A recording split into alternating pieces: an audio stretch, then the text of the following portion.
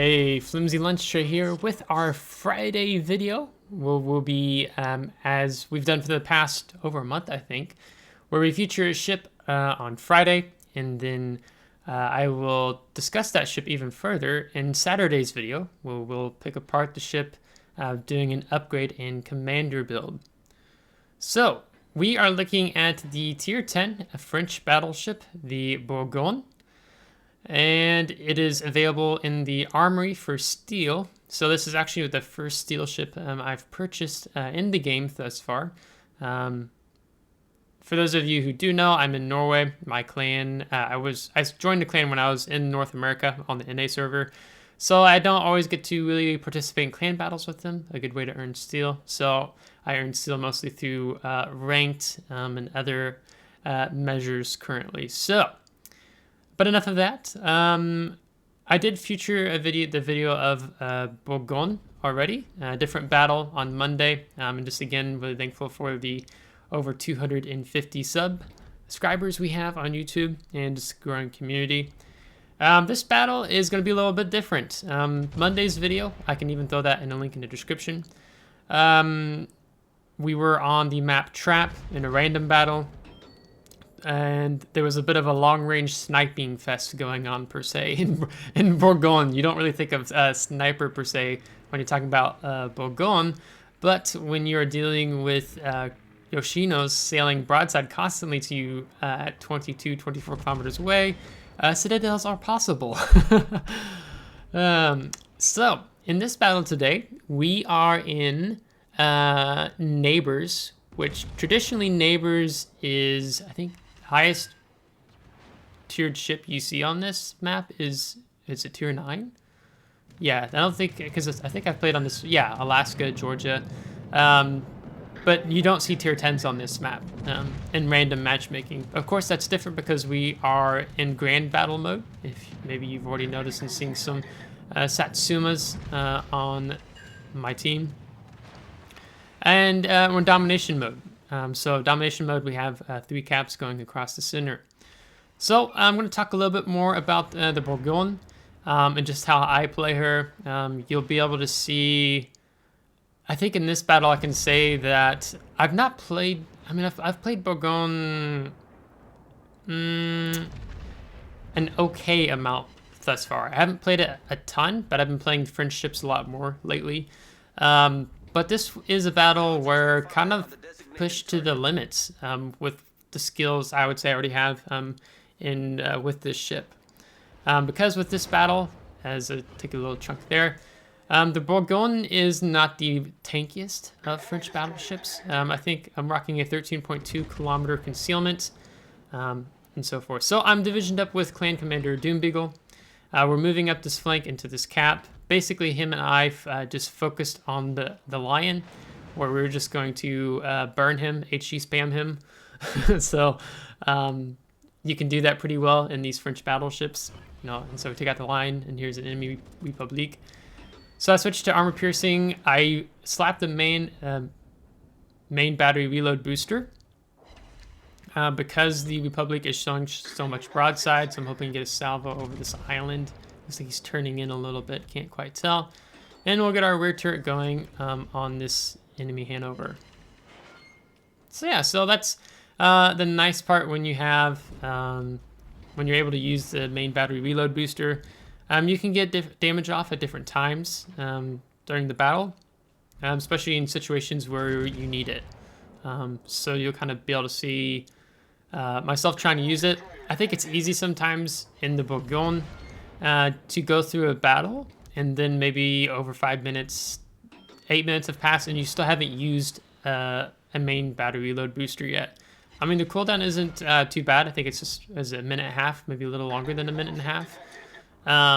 So, I mean, with the charges you have, I mean, you'll be back online pretty soon. So we've successfully taken Charlie Cap, and as we get a nice citadel there on the Petropavlovsk. Now I'm pushing up to this island.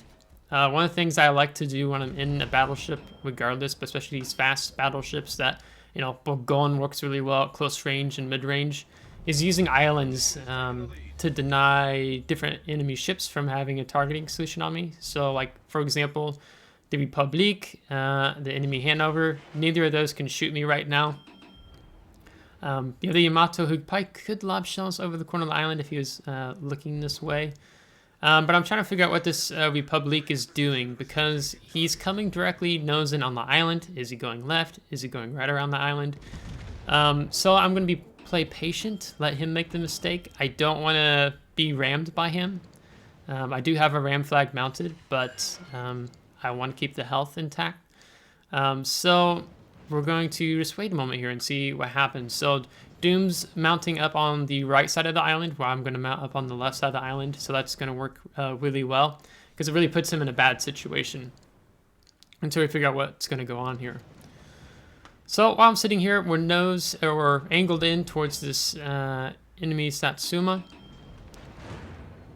Take a little bit of chunk there, and continue to get some armor piercing off. There is a destroyer in Bravo, so I've been trying to keep my eye on that before it's happening. So if I need to move up closer to the island, I can.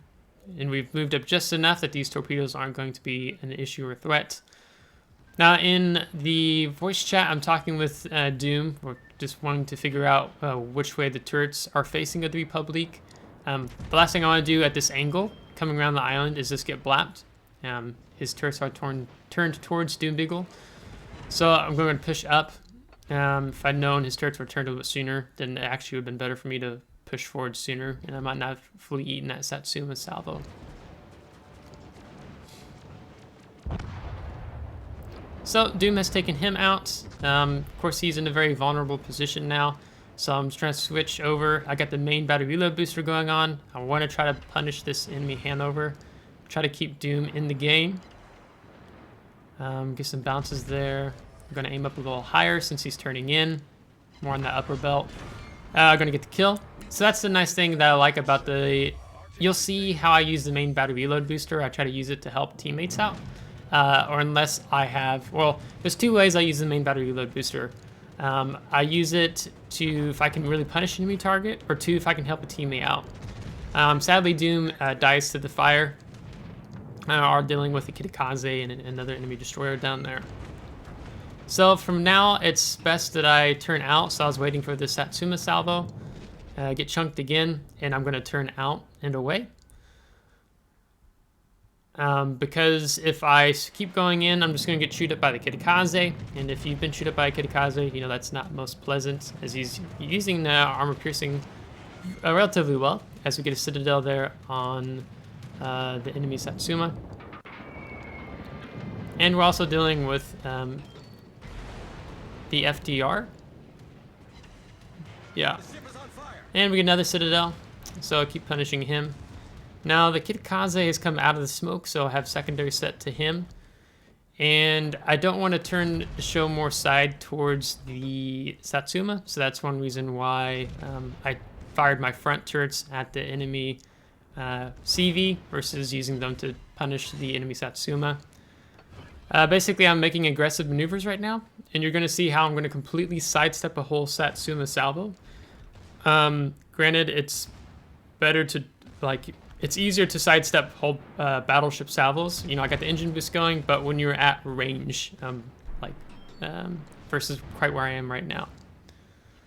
So you're going to see me pull that maneuver here, as I'm trying to kill him, but he's healing.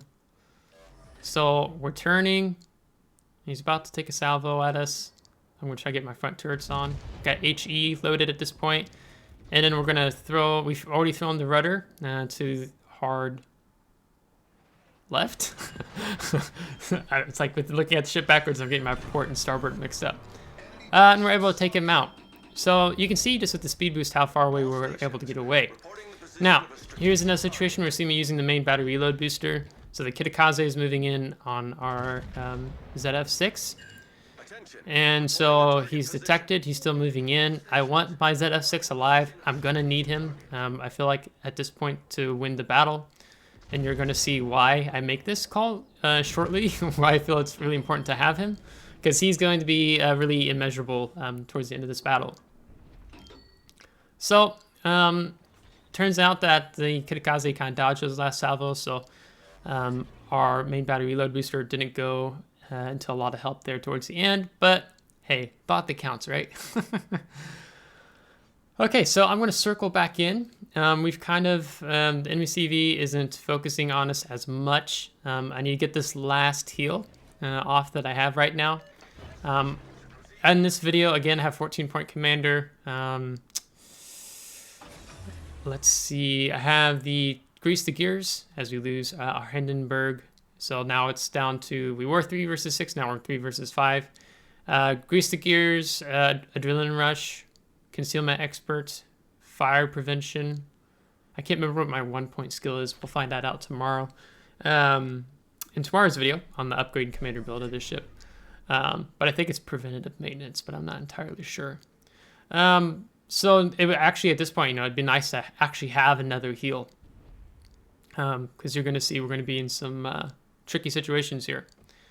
Now, the enemy Yamato, he seems to have been a good player thus far up to this point in time. I'm looking on the kill list. So he's got 1 off, but he's going to position himself here really well. Our Yugamo and our, was it the Iowa? I can't tell from the looking at the map right now. Looks like it's that way. A bit of vulnerable position. So I'm going to try to do my best. The enemy CV, right now, he's been doing well in focusing on the targets that he needs to focus on. And the perfectly balanced FDR, mind you. So just try to throw some HE, try to get some fire set. That salvo drops a little bit. And now you see we've lost our Yugamo. Died to the Yamato, so either the plane spotted him and Yamato finished him off. And then if you look at our Iowa's health, he's turning away out broadside, about to die. The ZF6 is opening up on him. The FDR is coming in on him, so I'm also seeing him to die momentarily. So I'll try to help prioritize our AA. So we have 1 fire. Looks like the fire prevention is what the Yamato player has. And so I went from 3 versus 6 to 3 versus 3. So you can see now, when I was paying attention to the health and the position my teammates were in, that's why I was so gung-ho about trying to help keep my ZF6 alive and popping that main battery reload booster on the enemy Kitakaze. So we're going to use the main battery reload booster here again on the Yamato. At this point, I'm just, because he's still somewhat angled to us, I just want to keep setting him on fire, let the damage keep ticking. Also having to deal with the FDR coming in, so we kind of sidestepped that salvo from the enemy Yamato. So there's like multiple things going on here right now, right? So we've popped the main battery reload booster, we get set on fire. I'm going to go ahead and get rid of it.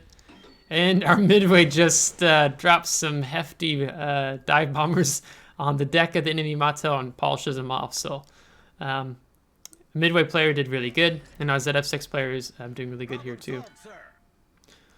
Now the ZF6 on the enemy team is a smart fish. He notices that the Kappa is being popped, and look, he's already dropped torpedoes in the direction of where he thinks that my enemy, or my friendly ZF6 is, and actually manages to land a torpedo. So unfortunately, I don't have any more main battery reload boosters left, and we just used it to try to polish off the enemy Yamato. And so our ZF6 does have a smoke, however, and the ZF6, the enemy ZF6, is trying to slow down to juke shells, but we sniff right through that. And our ZF6 is barely left alive. So, whew, it's a close one. Already up to 243,000 damage and almost 2.2 million potential damage. So really big stuff there. So now, what to do in this situation? Basically, the situation now is run. So the ZF6 is flipping A right now in his smoke screen. I'm in Bravo. I'm flipping it. I've already had my engine boost going, and I'm just going in a straight line away, the farthest possible I can get away from the enemy FDR. And that's great for disengaging, especially with the engine boost. So you can see we're already over 38 knots thus far. Yeah, is it 38.3? the 8.5. Should have the Sierra mic flag mounted as well. So hopefully we get some air support, but the Midway doesn't have any fighters left in that, the dive bomber squadron. But right now it's running away. It's diving in towards the Midway so we can bulk each other up with our AA. Now it makes sense that the FDR he's 2 reasons. One, he's been trying to get rid of the ZF6. He's on such low health that he just takes 1 hit from anything. You should basically kill him. Yeah, but the FDR kind of struggles. He has a ton of rockets that he shoots out, but he kind of struggles now, just in general, because of how wide. From what I've seen, for those of you who've played the FDR, I've seen FDR, you kind of know what I'm talking about with rocket planes. They're not the best to hunt destroyers with. But our ZF6 survives that, crazy. And now we get to have some more revenge on the FDR for what he's been doing to us and some teammates. Now, this is what I really like what our ZF6 player does. And I don't think I necessarily would have thought about this. He's used his smoke, so he doesn't have a smoke on cooldown. But watch what he does here. So the FDR is sitting in dive bombers, and if you look at the mini-map, it's actually hard to line up an attack when you're in a destroyer. It's hard for the enemy CV to line up an attack on you when you're in a destroyer and you push right up against the island. So that's actually makes it really difficult to make an accurate drop, because sometimes it can mess with your aiming reticule and stuff. But so far, he's doing a fantastic job in avoiding those attacks from the enemy FDR. So just hats off to the ZF6 player for doing really good. And also for the Midway player, this is another. So for those of you who watch our How to Map series, I haven't covered neighbors yet, but this Midway is doing the fantastic role of, when it was finally okay for him to push in, it was comfortable. He's pushed in, and he gets to, one, he has a shorter duration between squadrons, between his time of attacks on the FDR. And secondly, is he's providing us a much needed AA coverage. With the AA bubble, the Midway itself gives off, because those are really, carriers tend to have very strong AA. But he's just really close, and he's supporting us here. And you can kind of see I'm kiting around behind him. And with 4 seconds on the clock, it was like a 1 second with how the caps were ticking. The enemy's our ZF6 takes out the FDR. So, fantastic. So we're going to end with over 570,000 credits, 8,700 experience, 547 free XP, 256,000 damage, 134 shell hits. We've got a couple FDR planes, 3 destroyed, 8 set on fires, 3 citadel, and a solo cap in a battleship. Nice stuff there. That was the cap at the end there in Bravo. And then going to team score, we're going to top the team with 2,583 base experience. ZF6 in the Midway following suit there as well. So basically, the 4 of us killed the whole enemy team. Doom and myself taking out half the enemy team. So just hats off to teammates there. You can see almost 100k damage alone on the Satsuma, more on the Hanover, and then towards the Yamato, Lion, and FDR. With, 2.1 million damage, potential damage. And then this is what it looks like with World of Warships premium counts. Also, shout out to the Hindenburg player for the compliment during the battle and smacking that subscribe button. So if you like this battle and you haven't subscribed yet, then I highly encourage you to subscribe to continue follow the content we have here on the channel. Having a really good time with it. So, as I said, tomorrow we will have a upgrade in commander build of the Bourgogne. She's a really fun battleship, really kind of different than other battleships I've played, and she's quite enjoyable in my opinion. And you get to see here with a 14-point commander with the current build I have, that we got pushed to our limits in this battle, with dealing with some heavy hitter enemy battleships and also some relatively good destroyer players. So, if you liked today's video, give it a thumbs up. If you didn't, give it a thumbs down. Subscribe if you do want to see more. If you already subscribed, again, I really appreciate it as we continue to grow the community here with you. So, I will catch you tomorrow. Take care.